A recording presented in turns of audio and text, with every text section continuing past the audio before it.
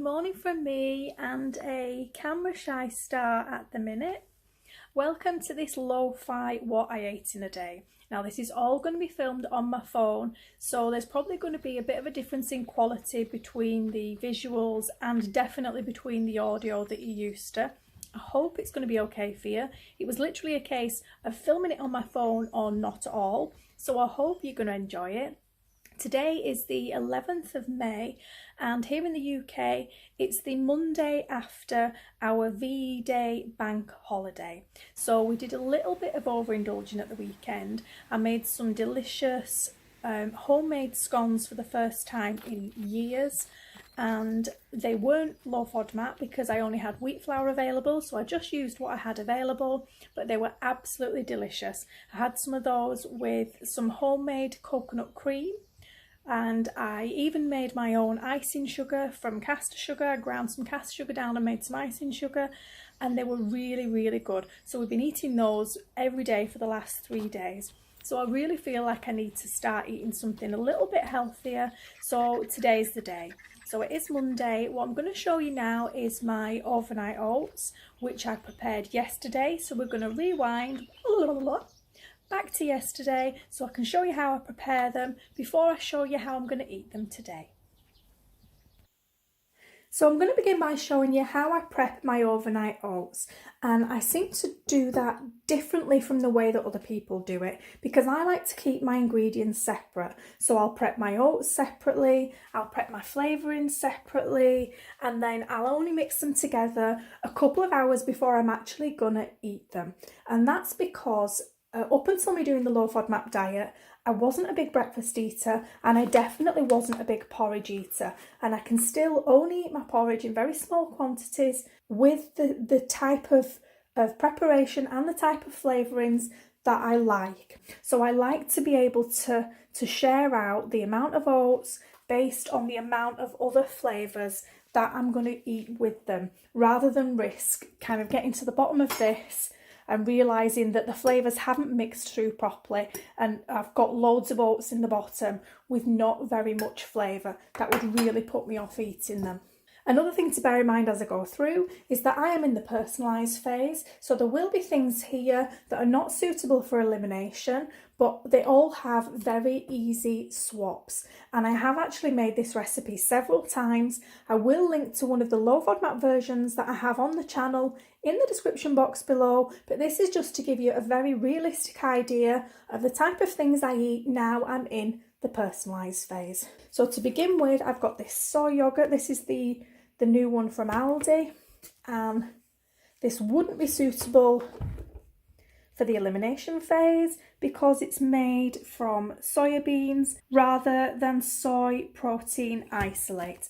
And the same goes for the soya milk. This is made with whole soya beans. There we are.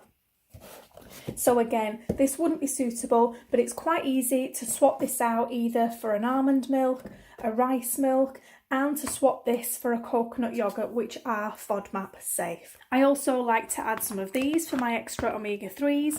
It's milled linseed, and these ones have got just a few little additions, but you can also buy this just as plain milled linseed. And again, that's the one from Aldi. So I'm going to try and prop you up now and show you how I mix all this together. So I've got you propped very precariously here. I hope you can see that.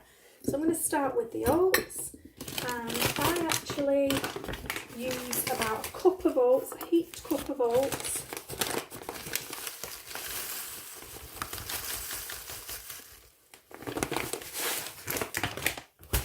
And like I say, that is enough for me usually for 3 to 4 days. I know that doesn't look like a lot. You can obviously alter this recipe to suit your own taste, but for me, once everything's blended, everything's mixed together, that is going to be enough oats. I'm going to use the milled linseed here, and I've put 2 tablespoons of that in.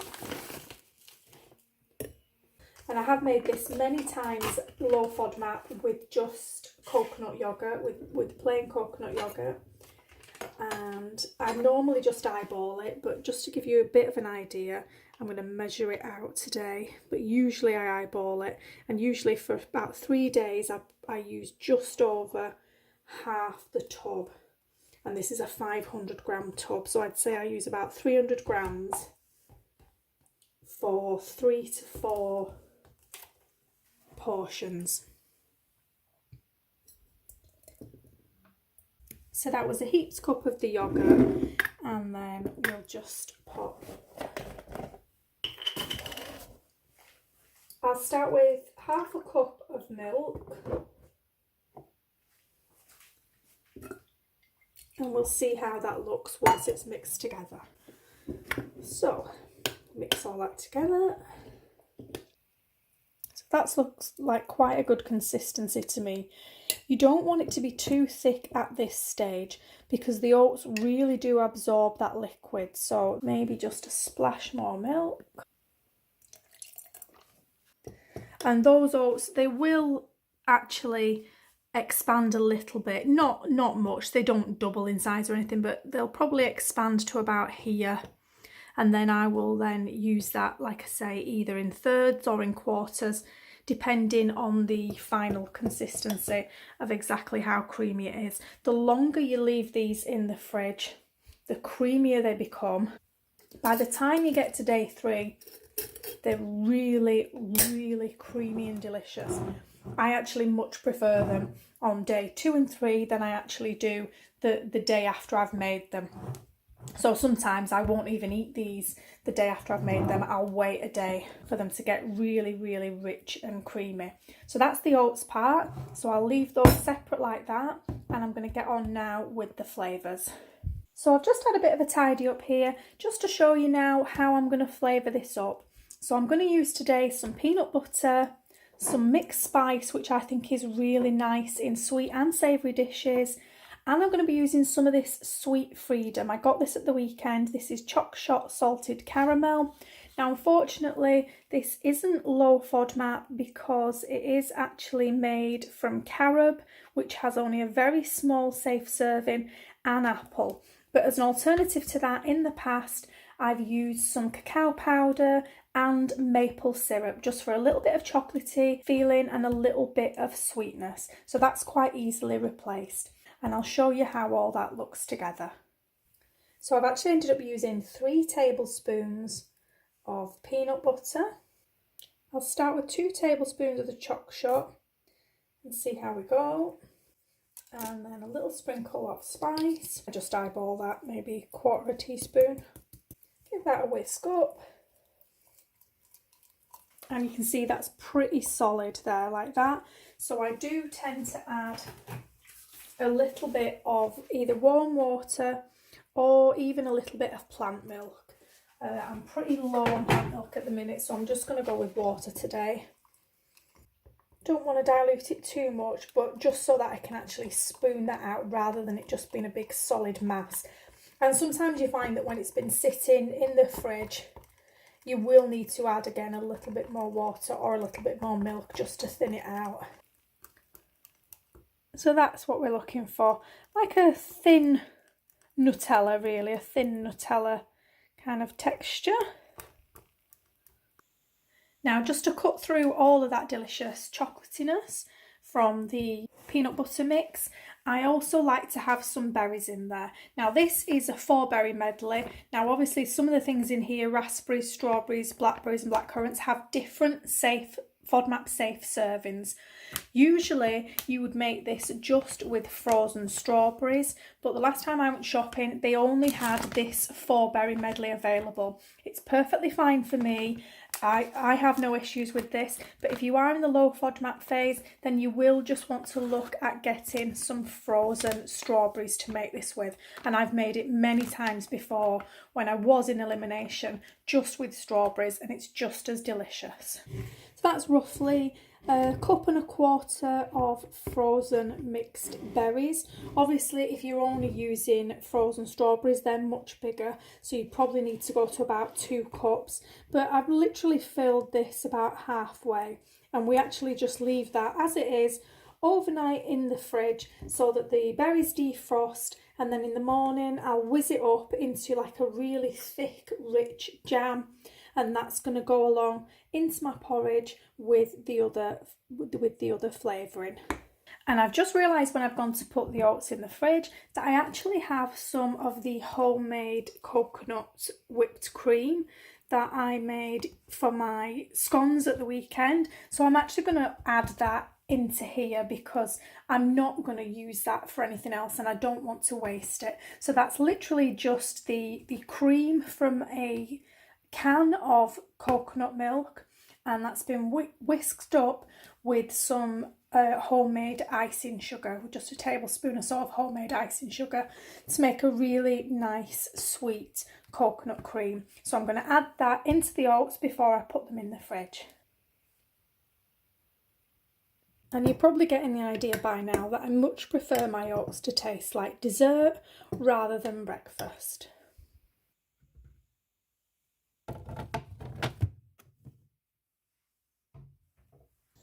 So it's just before 8 o'clock now. We've got back from our lovely morning walk. It was so nice to see all those little babies. They all just seem to have come out over the last week, and we're really going to love being able to watch them grow up over the next few months.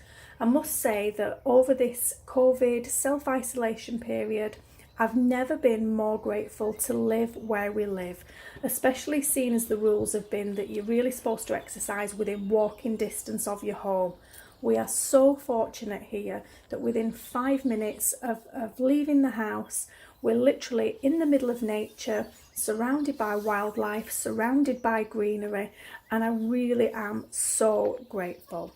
So if you remember yesterday, we were just under halfway with the oats and they have crept up a little bit. So I'd say they're probably just halfway now. So I'm just going to check the consistency of those. And I think they look pretty good. Yeah, that looks good to me. I'm going to whiz these berries up, get them all mixed in my bowl, and then I'm going to leave them to sit while I go get my shower, get myself ready, and then feed the dog. And then that probably take me an hour or so, and then once I come back, this is going to all be mixed up and ready in here and ready to eat. So that there looks to me like there's going to be enough liquid in there for this blender to handle. If there wasn't, I'd just add in a splash of water or a splash of milk, but we'll see how this goes once it starts blitzing.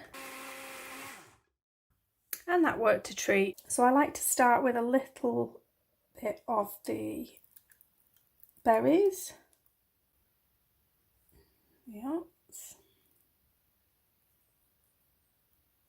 You can see how thick and creamy they've gone.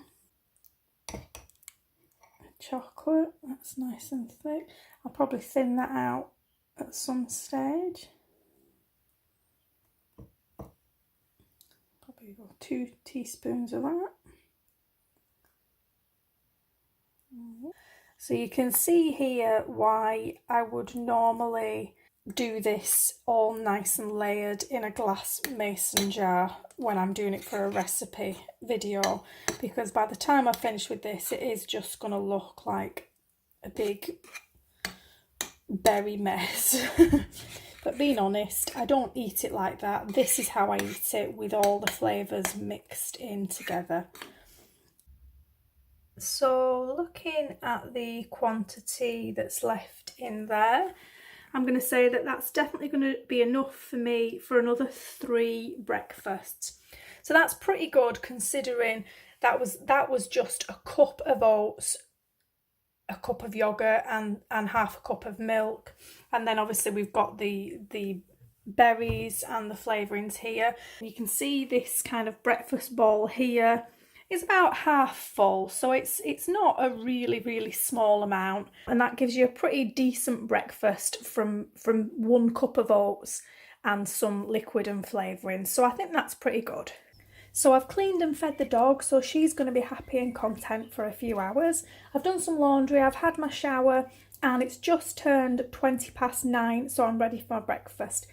I am running a little bit later than usual. Obviously filming is slowing me down a little bit more than I expected, but this has been sitting now for over an hour in the fridge, all mixed up, so I'm ready to eat.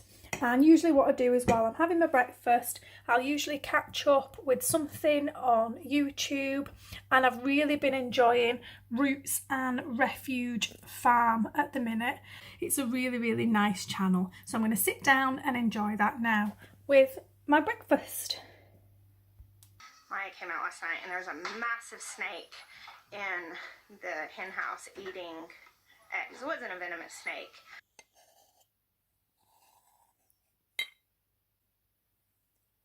So that was my overnight oats. As I said, any of those high FODMAP ingredients in there can be really easily swapped out for low FODMAP alternatives. The yoghurt, the milk, the chocolate that I use to flavour the peanut butter, any and all of those can be made and swapped to suit your own tolerances. At the minute, we're still in COVID-19 lockdown, so basically if it's not stocked at my local Aldi, I haven't got it in the house. Now, those things are all things that I personally eat on a weekly basis, but they're not the type of things that I would usually include in a recipe video. But we're keeping it real, and I'm showing you the ingredients that I actually have available to make right at this minute in time. So I'm just going to enjoy my rooibos tea now, and I'll meet you again just before lunch to explain what I'm going to do there. It's going to be a really quick, easy but delicious curried vegetable soup. So I'll see you soon. Right, so it's time to get on with lunch, and I'm thinking I'm going to have some kind of spicy curried lentil vegetable soup cum curry. I haven't decided yet if I'm going to blend it up to make a thick soup, or if I'm going to leave it as it is to make a chunky curry. But it's all from fairly quarantine friendly ingredients. So we've got the herbs and spices, whatever you happen to have to hand.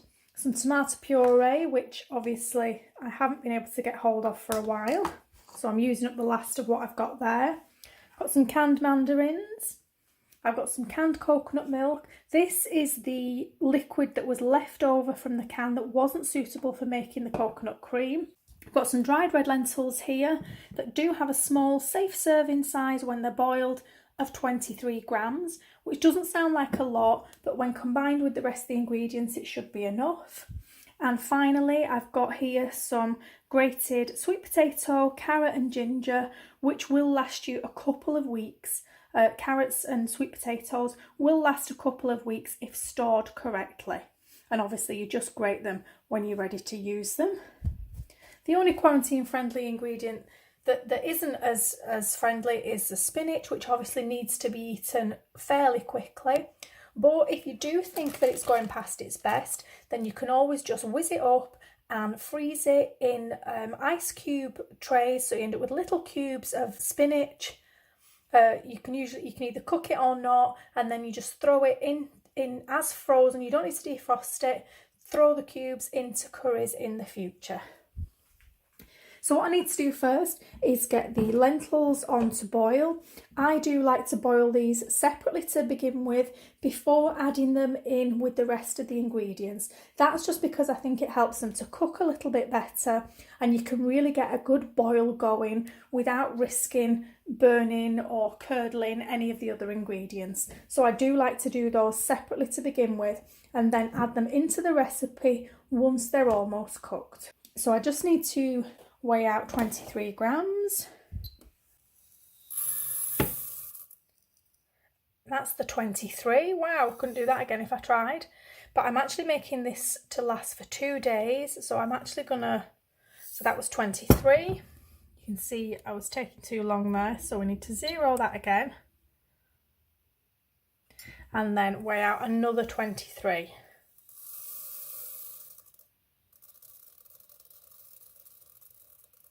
And that is enough for 2 portions. That's going to be enough for 2 days. And obviously that does expand when it is boiled.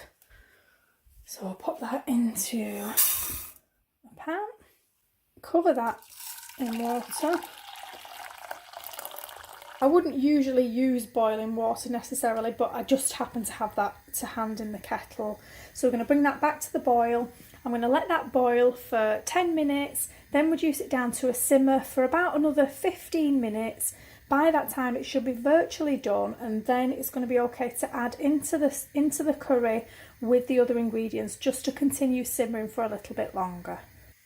Back to the spices, and what I'm actually going to do is I'm actually going to measure out the dried spices, everything except the garam masala, because I use that towards the end as more of a finishing spice. But all these other spices which are going to go into the hot oil at the beginning, I'm going to actually measure them out now into a bowl. And the reason for that is because trying to juggle this phone and measure out the spices without the first spice that goes into the pan burning is going to be pretty tricky. But that's also a really good tip for when you are making a curry or anything that uses dried spices, to make sure that they're not burning.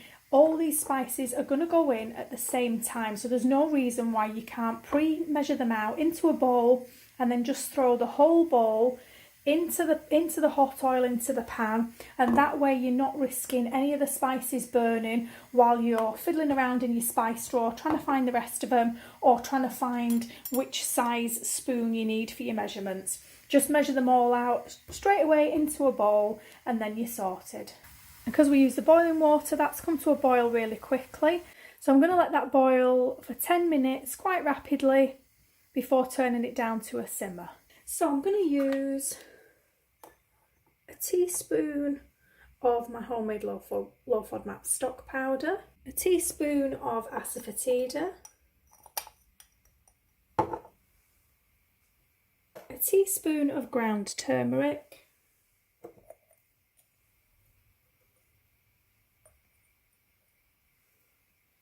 and 2 tablespoons of this medium curry powder.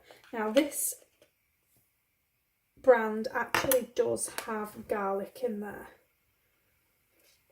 It does have garlic powder in. There are plenty of FODMAP safe curry powders available on the market, and I've got a couple of different curry powder recipes on the channel that I'll leave a link to down below. So we've got all our spices there that we need for the minute. This is a mixture of grated carrot and grated sweet potato. There's 200 grams of carrot and 150 grams of sweet potato in there, and that 150 grams is FODMAP safe because we're actually going to share this soup out for 2 portions. And you could also bulk this out rather than using the full 200 grams of carrots. I did that because it's what I had available. You could mix and match half and half carrots and parsnip, or any other root vegetable. And then I'm going to pop in a tablespoon of garlic oil, garlic infused oil. I use this brand from Aldi, and they have recently changed the formula. This used to actually contain garlic sediment in the bottom, which wasn't suitable for elimination phase, and now it's a completely clear oil, and that's actually really reasonably priced. So that's available at Aldi. So I'm going to start by adding in my spices. That's all of the spices that we mixed before, giving that a good stir around for 30 seconds to a minute.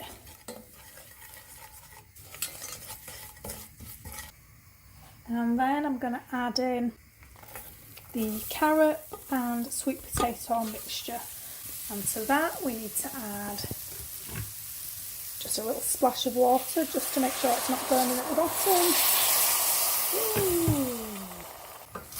And then a bit more daintily than I'm doing here with one hand, give that a stir up so that all the spices are mixed in with all of the carrot. And I'm going to have to put you down so that I can do that properly.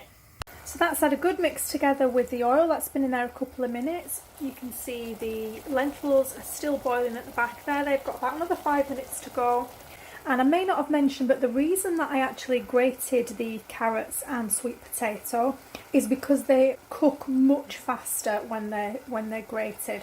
They've only been in there about 2 to 3 minutes now, and that is, you know, they're pretty much half the way there already. Whereas if you had big chunks of sweet potato, big chunks of carrot, they would take much longer to cook. So you've just seen me add in there some coriander seed. The reason I couldn't tell you what I was doing at the time is because I was actually holding my phone in my mouth. And you can see that this, the carrots and the sweet potatoes are virtually done now. They've had less than 5 minutes in there.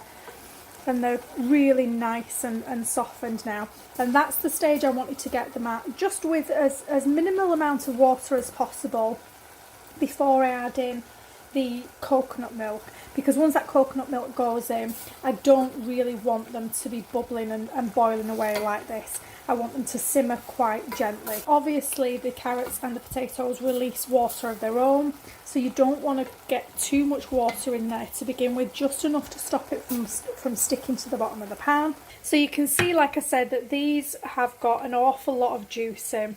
If you prefer, you could drain that out and just use the mandarins, but I'm going to use this juice in place of adding in any extra stock or water. But do be aware of the fructose, the possible fructose content of the juice that's in there. And I can just hear things starting to stick to the bottom of the pan, so I'm going to add that whole can in there. That is it's a 298 gram can, and the drained weight is 175, but we've obviously not drained that, so that's pretty much, between the fruit and the juice, pretty much just under 300 grams in there. And what I'll be doing is breaking down with the spoon. That could quite easily be an as it is, or if you prefer, it can be blended into a much smoother soup. I'm going to turn that down a little bit now, so it's more of a simmer, really, more of a light simmer. So that's 15 grams of grated ginger going in there. I'm just going to get the rest out of there with my hand. So I'm just going to give that a bit of a stir up. You could have added that a little bit earlier, but in all honesty, I forgot. And I'm turning now that down so that the lentils are now on more of a low simmer. And I'm going to keep them going in there for about another 10 minutes. In something like this, I would typically add 2 to 3 tablespoons, but I'm not entirely sure exactly how much I'm going to get out of what I've got here, so I'll see how much goes in and I'll let you know. So I managed to get 2 scant tablespoons out of that. I would have liked a little bit more. That's probably going to be fine. I would have liked to have added another tablespoon in there if I'd have had it, but I don't think we're going to miss it too much, if I'm honest. Those mandarins now have pretty much broken down into that sauce. You wouldn't know that there were any mandarins in there, but they've just given a really nice, sweet, slightly citrusy, acidic flavour to the whole thing. Really, really delicious. And the lentils have broken down and softened nicely. So I'm going to drain those now before I plop them into the rest of the sauce.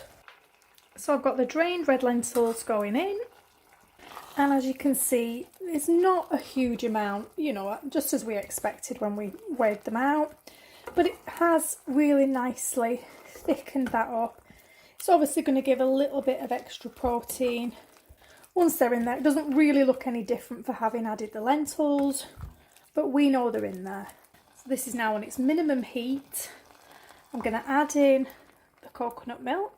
So if you want to keep this low FODMAP safe, that would be a maximum of 120 grams for 2 portions or 60 grams for a single portion. And then just to make sure that none of that goes to waste, I'm going to add a splash of water.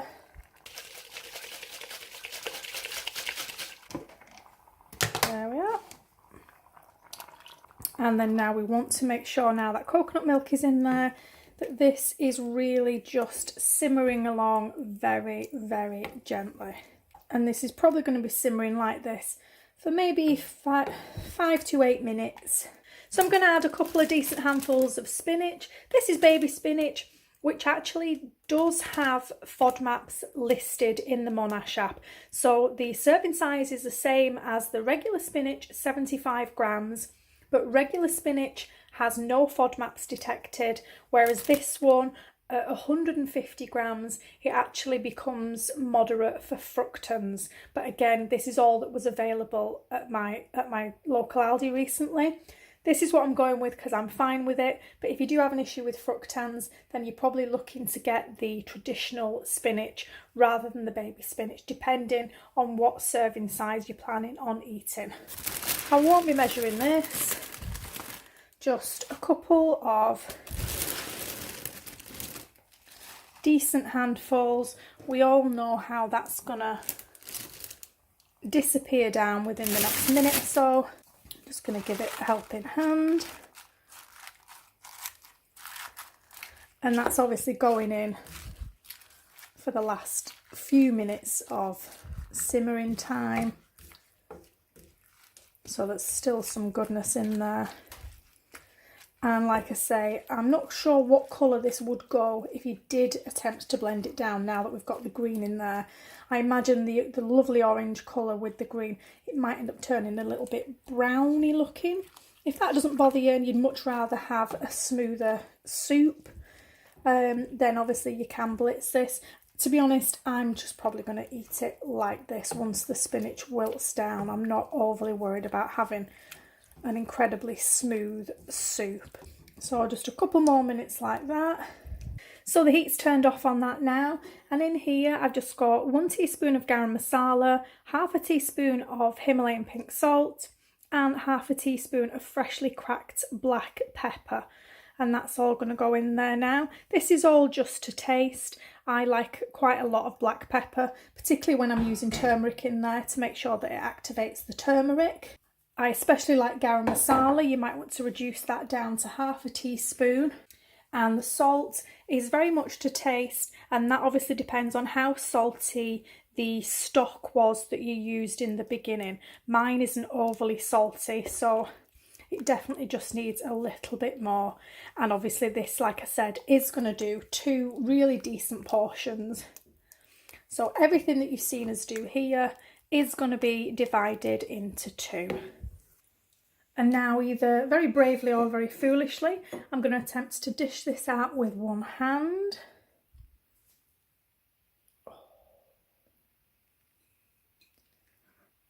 That didn't go as badly as it could have done.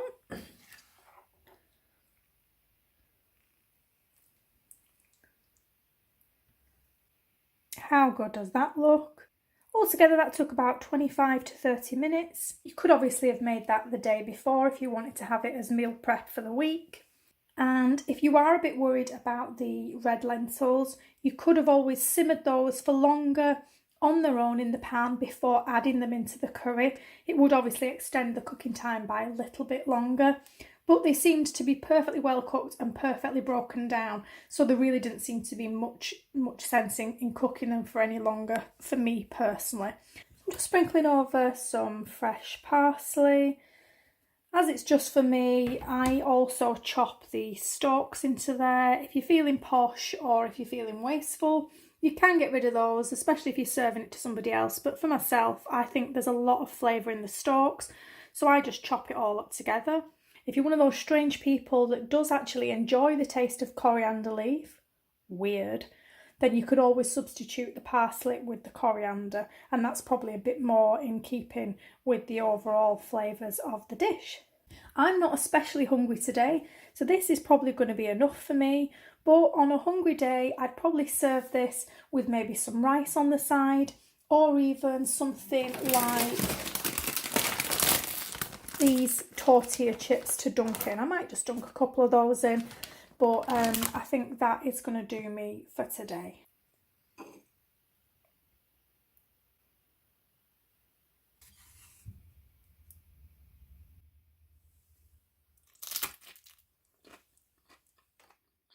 So it's time to get on with tea, and I've decided I'm going to have a mammoth main meal salad.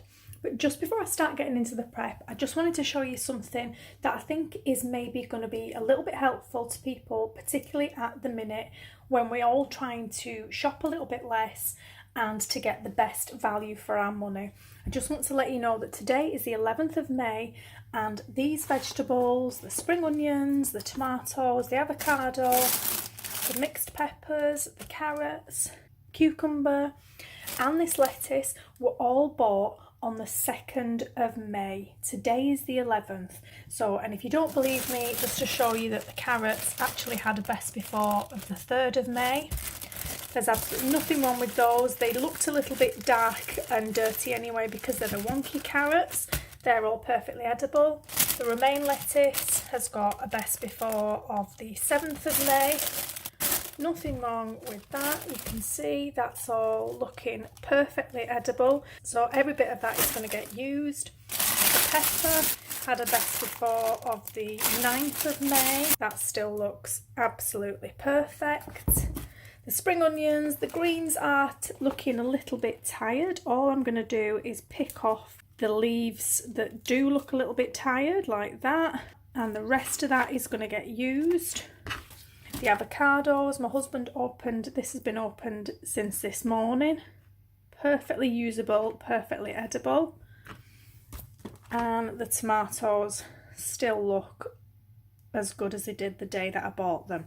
All I've done here is I've just cut off that little sad, tired bit there.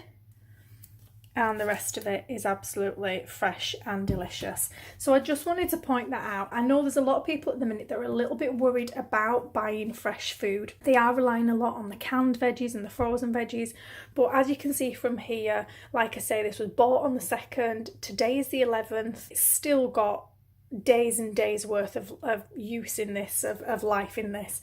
So you could say that it's going to last me at least a fortnight. So what I'm going to be doing with my salad is I'm going to toast up some pecans. That's a 20-gram safe serving of pecans in there. I'm going to toast those alongside these panini rolls to make some croutons. Obviously these are not low FODMAP. That can easily be swapped with some of the Shah low FODMAP gluten-free panini rolls, which are virtually identical to these. They're just a little bit smaller. Or you could also swap that with some safe sourdough bread to make some nice chunky croutons. What I'm going to do with those is, this is the oil left from a jar of sun-dried tomatoes after the tomatoes have all been eaten. So I'm going to actually mix that with the bread, some salt and pepper to make some really delicious flavoured croutons. I'm going to be adding some olives in. These are a fortnight old, these olives, again, absolutely fine. Adding radish because I love radish. I literally go into the fridge and eat them like most people eat a grape. To bulk it out a little bit more, to make it a main meal salad, I'm going to add some basmati rice. I'll be using half of this for me, half for my husband. I've got some of my homemade sauerkraut still left, and I've actually also got 2 more jars up there that are almost ready to go in the fridge. And finally, I've got some of my homemade tofu feta. I've made this a couple of times on the channel. I will leave a link to in the description box below to the recipe, but that is marinated basically tofu, so that's going to be my protein element along with the nuts, the rice and the bread. And then something really interesting that I wanted to show you is these wild garlic flowers. At the minute near me there's an absolute abundance of wild garlic. I've never tried picking it and eating it until this last few weeks, and it's absolutely delicious. Each one of these flowers is literally like a little hit of garlic. When you bite into them, they're really sweet initially. They taste like a really sweet chive or a really sweet spring onion. And then all of a sudden you get this really pungent hit of garlic. Now obviously these are from the allium family, so they're not safe in FODMAP elimination. But for anybody that's wanting to experiment, that's in the personalised phase, I definitely recommend sustainably and responsibly foraging for some of these and giving them a go. They're absolutely delicious. So I'm just going to finish off my salad by pulling some of these off and sprinkling it over the top. When I first met my husband, he was absolutely convinced that he didn't like salad. He never ate salad. And that was basically because the salads of his childhood were nothing like the types of salads that I make. I often make salads for a main meal, as long as you've got some kind of grain, some form of protein in there, and as many veggies as you can tolerate. I do tend to concentrate on the FODMAP-free veggies, so things like the cucumber, the carrots, the greens of the spring onions, red bell pepper, tomatoes, lettuce, olives, radish, if you had the regular spinach rather than the baby spinach, they are all completely FODMAP free. So there's no reason to be eating bland salads just with a lettuce leaf. You can add in pasta, you can add in quinoa, you can add in buckwheat, you can add in bread. You can have your bread on the side, you can have your bread underneath like a bruschetta. You can add in potatoes. I absolutely love potatoes in a salad. Anything that you can tolerate, anything that you enjoy. In terms of protein, add in some tofu, some marinated tempeh, some marinated tofu. You can even add some chunks of soy cheese. I believe that's a 40-gram safe serving listed in the app. Things like nuts and seeds. You can toast them, you can roast them, you can marinate them, chop them up, have them whole, blitz them up into a homemade pesto with some of the greens. I really don't believe that there isn't some combination of vegetables, grain and protein that most people cannot tolerate. So a big main meal salad I think is a fantastic thing, and also especially when you come in like towards the end of the vegetables, towards the end of the week, it's a great way for using up the odds and ends of vegetables that are left. As you can probably tell, I'm quite tolerant with sorbitol, so I will be adding in some avocado into here. I've mentioned already about the bread not being low FODMAP, but that's an easy swap for you. And pretty much everything else here is very low FODMAP, FODMAP free or FODMAP safe at generous servings. I think the only thing that's really restricted here are the pecans, but because I'm also having the bread, then that is perfectly adequate quantity. So I'm just going to quickly show you how I'm going to make the croutons and get those in the oven so we can get on with everything else. So I'm just going to slice this panini into nice big rustic chunks. Ta-da! So I'm just going to sprinkle over that sun-dried oil that we saved from the tomatoes. That's got loads and loads of delicious flavour in there. I forgot to mention, but these croutons are to share between myself and my husband, but the nuts are just for me. And what I'm going to do is once I've got the flavourings on these, I'll put these in for about 8 minutes, and then I'll add these in for the last 3 to 5 minutes, just so that they don't overcook. So I'm going to go over the top of that with, this is a mixture of nutritional yeast, Himalayan pink salt, any salt will do, freshly cracked black pepper and smoked paprika, just to get tons of flavour into these croutons. And then what I want to do is, so that we don't waste any of this that's gone on the tray, I'm actually going to squeeze and massage all that flavouring into that, which I'll show you in just a second. So I've just used my hands to mop up all of that delicious dressing. You can see that each piece there is fully coated in all that delicious marinade.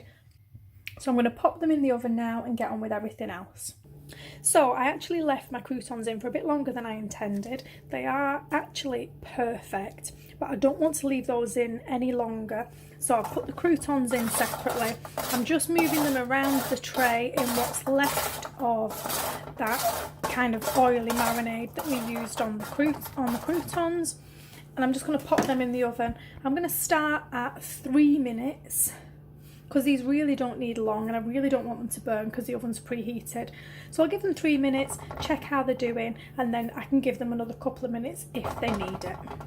So the pecans are done. They did take just 3 minutes, as I suspected, but I just wanted to show you this, which is what I actually got carried away by chopping. Everything that you see here on this board, these are all FODMAP free. Just look at that rainbow. That looks absolutely delicious. If you're new to the low FODMAP diet, or if you've been doing it a while and you've got yourself stuck in a rut, I really want you to take a look at this. Anybody that thinks you can't eat abundantly, you can't eat the rainbow, you can't eat healthily on a low FODMAP diet, if you can manage to fill your plate at least half full with your FODMAP free foods, then that leaves you a little bit of wiggle room to be adding in safe servings of things such as your avocado, your pecans, your sauerkraut, and your croutons, things that do actually contain different FODMAPs and do need to be limited. And just to let you know that even though I'm in the personalised phase and I do tolerate these, I really want to be able to add in these garlic flowers. So for me, it was just a little toss-up of trying to not have too many fructans, and I decided I'd rather go with these rather than those because I'm perfectly happy eating the greens. And these are the kinds of little swaps and little decisions that you'll be making in the personalised phase. So I'm going to go ahead and get all of this in my bowl, and I'm just going to show you exactly how feral I am. What we tend to do is we have two big mixing bowls in the house, and my husband and I will both make our individual salads, one in each bowl. My husband is vegetarian, not vegan, so he does tend to have his own feta cheese, and possibly sometimes he'll put an egg in there. So we do keep them in separate bowls, and I'll be perfectly honest, I eat it then straight out of that bowl, no messing about, no extra washing up. So I like to pop all the hardier vegetables in first, and then I'll pop some of the softer things in, such as the avocado, the feta cheese, and the leafy greens. So that's what those veggies from the chopping board look like, all in there. I'm going to start adding in now some of the softer ingredients. Just a little tip I wanted to give you with my homemade tofu feta, and that is that I always recommend skewering it with a fork out of the jar, just so that you're leaving as much of that brine in there to cover the rest of the tofu as possible. And you can even use the brine to make another batch, as long as the milk that you used in there, the plant milk, is still in date. You need it to come at least 3/4 of the way up the jar. And then what I do is I make sure that the lid's on tightly, and I invert the jar every time I open the fridge, every time I remember. And that makes sure that it's all getting nice and evenly marinated. So that's going in. With the sauerkraut, you may have heard me mention this before, always need to make sure that you're using a clean fork in there, just because you don't want to be transferring any bacteria into there that shouldn't be in there. And again, if you're not used to sauerkraut, you do need to start off with quite small quantities. So a tablespoon of that is more than enough if it's not something that you're familiar with eating. Look at that delicious colour. I made this probably going on for about 3 months ago now, and it's absolutely delicious. It will last pretty much indefinitely in the fridge. The only issue I have with the sauerkraut is because I prefer to use red cabbage for my sauerkraut, it does tend to turn everything a nice shade of pink. Do they not look like the most delicious croutons you've ever seen in your life? Big, decent handful of lettuce, whichever variety this is, romaine. Big handful of fresh spinach leaves. I've actually got some fresh parsley. Pop in the toasted pecans. They are just for me, hubby doesn't eat them. My half of those delicious croutons. Oh, I'm just going to add my avocado, which I need 2 hands for. Give it all a whoosh up, and I'll let you see the final result. And voila, just look at that. I'm just going to finish it off with a sprinkle of those wild garlic flowers that I foraged at the weekend. I officially challenge you to come at me and show me your main meal salad that looks just as good, if not better than that. I want you to tag me over on Instagram with your main meal salad that you've been inspired to make after seeing this video. That just looks absolutely phenomenal. Not bad really to say that the majority of that is made up with FODMAP safe veggies, and also was made up from veggies that are nearly 10 days old. How about that? You could put a dressing on this. I'm not gonna, because we've got the feta cheese in there, we've got that massive punch of garlic from the garlic flowers, I've got the parsley, I've got the sauerkraut, I've got those delicious sun-dried tomato marinated croutons. So for me, there's really no need to add another dressing or any other kind of dressing into this. Whoever says you can't eat the rainbow, you can't eat abundantly on a vegan, low FODMAP diet, come at me, because I'm going to fight you on it.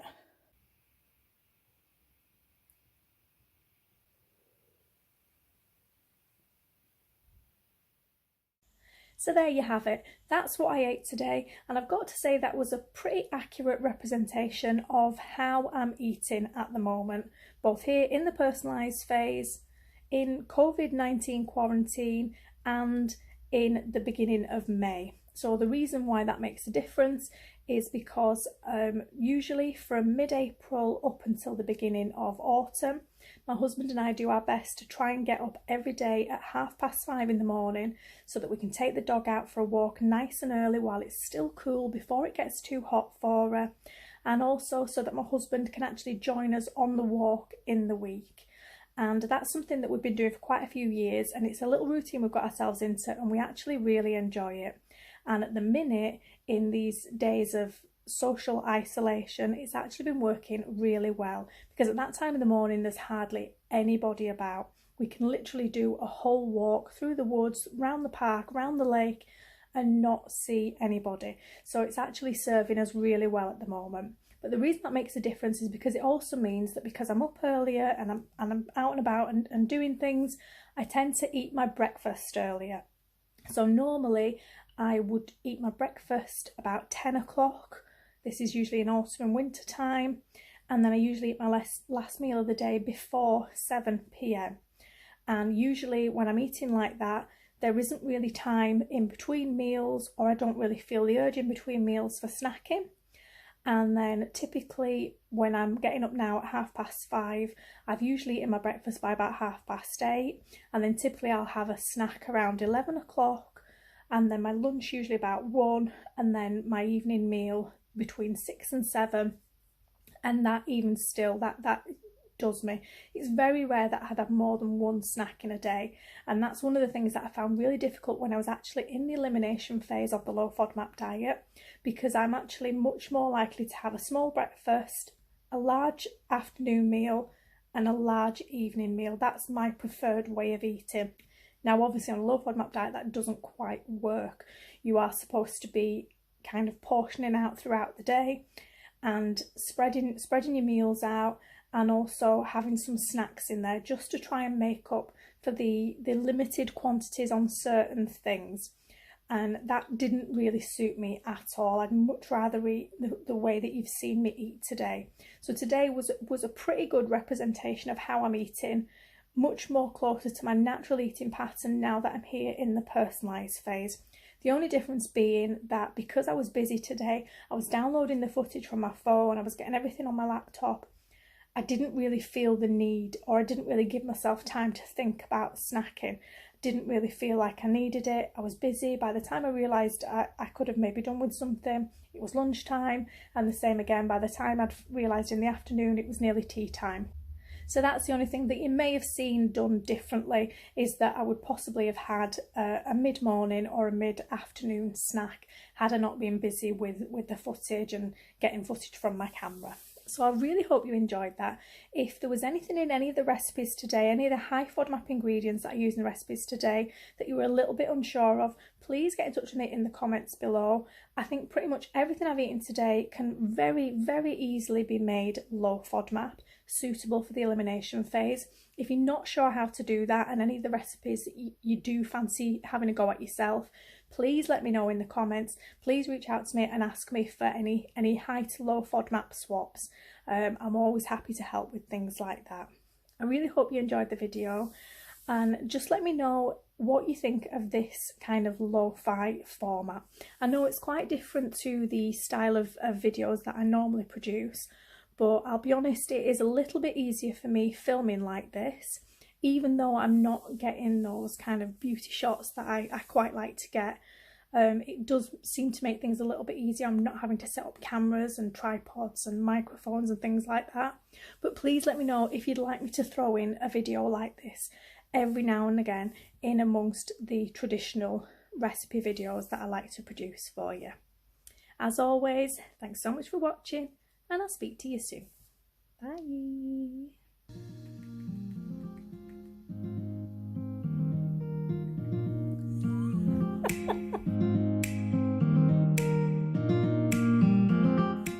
Probably covered in dog hair.